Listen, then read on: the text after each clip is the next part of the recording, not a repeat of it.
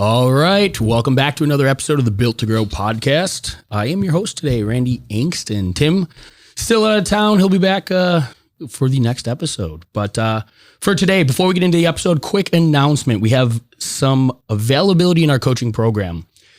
This program's for gyms that are looking to get to the up to the $30,000 per month mark. Now, if you're in your business and you're not doing that type of revenue, if you're doing that type of revenue, but it's happening all on your shoulders and you want a business around you, check it out. winninggym.com/grow has all of the details about our 8-week coaching program. Book a call, guys. Let's get on a call. Let's talk about your business. Let's talk about the program. Let's see if this is appropriate for you. But with that being said, I'm going to jump in. Today I want to do an episode I'm going to talk about an episode based on a book that I'm reading. So as you know, we get to work with business owners daily. I was recommended this book by actually my coach, Ben Newman. He's reading the book as well. And it's called It Takes What It Takes. And with that, it's about success. It's about those that have gone forth and done what, others aspire to create for themselves. And it reminds me of the idea that success leaves clues, right? It Takes What It Takes by Trevor Mowat. And the book is about, in order to get the results that you desire, you have to do what it takes to get that result. And it sounds really simple, but quite often as entrepreneurs, as business owners, and as individuals, we want to take the path of least resistance.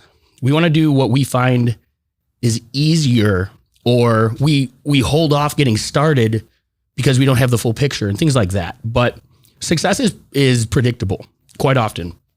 And where we are in today's day and age, there's plenty of others that have gone before us and done exactly what we aspire to do. And so from that point, success leaves clues. There's another great book called Steal Like an Artist.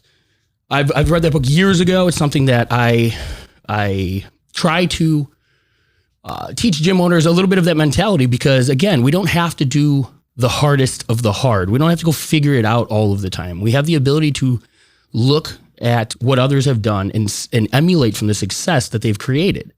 And so if you know other gym owners and the processes and the systems and the aspects of business that they're exceeding and succeeding with, then go and emulate from their success. We don't have to go figure out the whole plan ourselves in order to get that same level of results. And so in that book, it's a phenomenal read. He works with Russell Wilson from the Seattle Seahawks through his time growing, and there's some of the trials and tribulations that he went through his career. But a lot of the highlights are from his mindset, from his ability to perform on the field and how he goes about it. One of the most valuable aspects and things that they bring up and they talk about is a neutral mindset. A neutral mindset meaning, think of a quarterback, right? You're at the line of scrimmage and you're about to take a snap. Well, on the previous play, if he threw an interception, is his mindset all around that interception? Is he stuck on, oh man, that's what I've done. That's, the path that's been laid. How do I overcome that? Well, a neutral mindset tells you don't necessarily overcome it. You have the ability to kind of forget about it. And so Russell Wilson, every time he takes a snap, he's not concerned about what he has to do on the next play. He's not concerned about what happened on the last play. The only thing that matters is what Russell Wilson is capable of doing during this snap. And I love the analogy with football because it's real easy to understand. But when it comes to business, how often are we in that situation ourselves? A client comes in and they're unhappy, or a member quits for some reason. And then we have to turn around and we have to go give another client, another prospect, somebody else the best version of ourselves. Are you able to do that? Is this something that you can successfully put out of mind and switch your mentality and step into the arena again and go perform at that top level? Or is it something that you struggle with because of the emotional state that you're in from that previous play? A neutral mindset is something that I think is invaluable.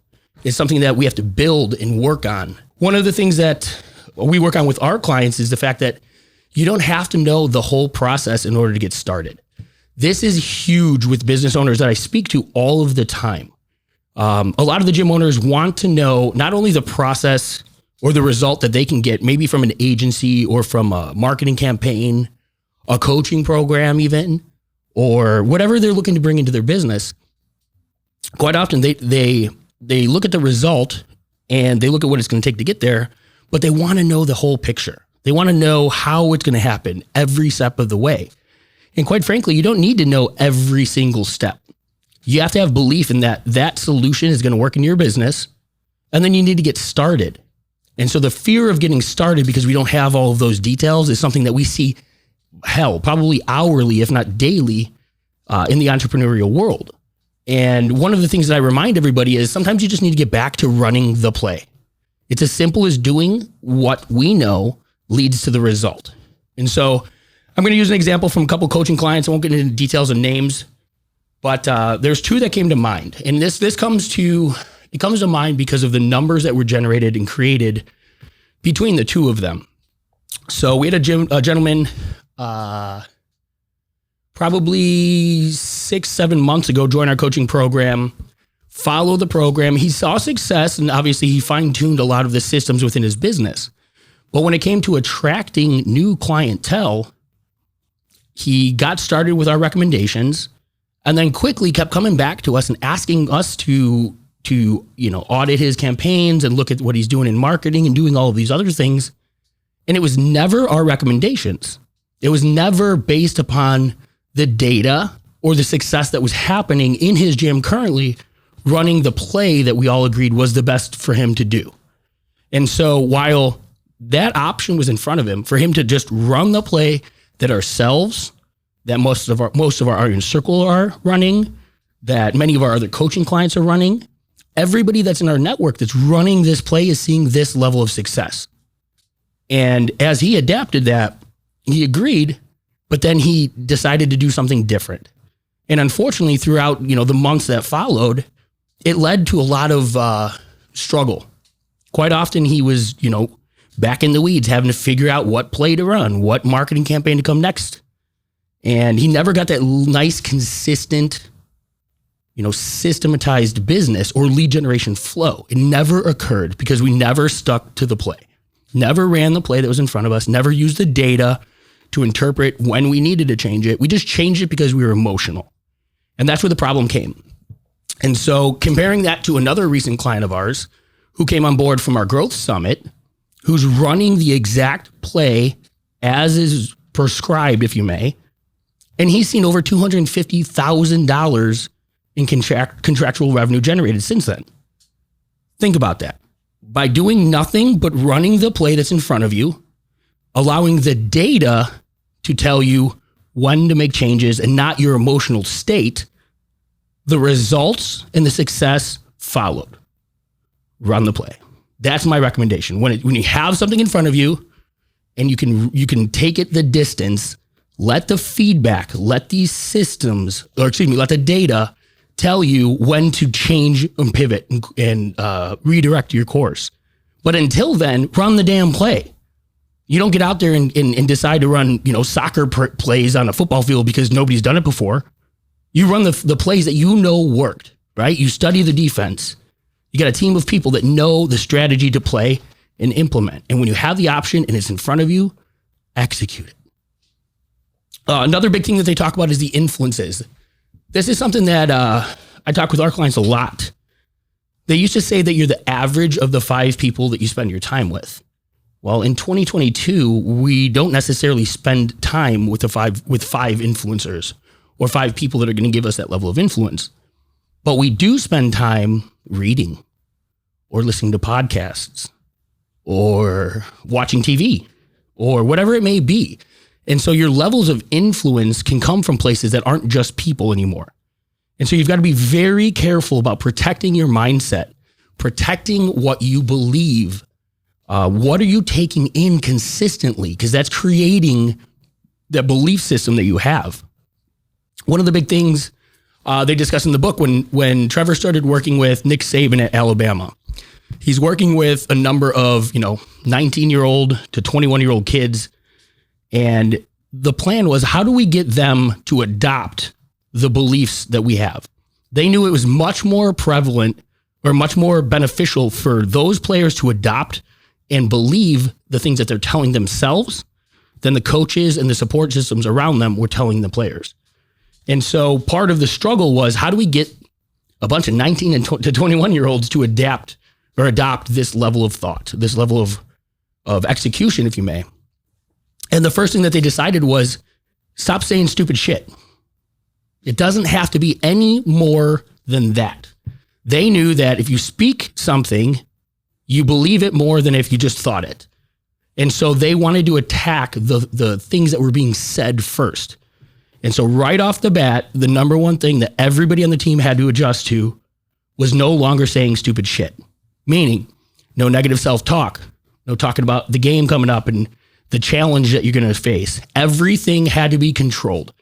And so when they started to adapt that, the whole system started to change. The players started to adapt to the beliefs of the things that were coming out of their mouth, which means that the thoughts were changing, which means that their operations were changing. And the players themselves could adapt and adopt to a new mental state and belief system, which obviously then led to different actions and different results down the road. But to be able to put yourself in a position to start to control those things, back to that episode where I called myself a tool, every one of us is a vessel. Every one of us can influence our businesses by our thoughts, actions, and the things that we're doing in those four walls. But ultimately, if it rolls back to your thoughts and your belief systems, that's where the actions come from.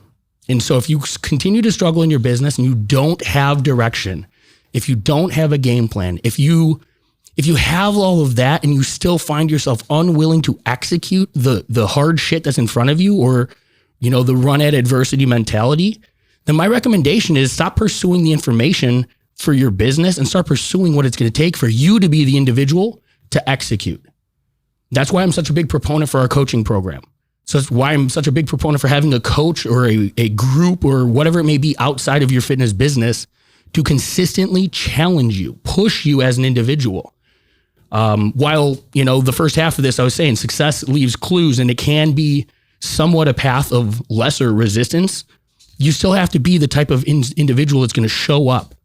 And so mental toughness, mental fortitude, the ability to grit and bear it and do the work despite how you feel in the moment is the most valuable trait I can personally believe a business owner can have. The willingness to run at adversity, break through those challenges, and know that whatever problems you're faced with, you will find a solution and you'll execute that solution is the greatest clarity you'll have in your business. It's the greatest, you have the ability to rely on yourself, to bet on yourself, to go all in. It is that all in mentality because, ultimately, no matter what, you are going to do what it takes in order to succeed.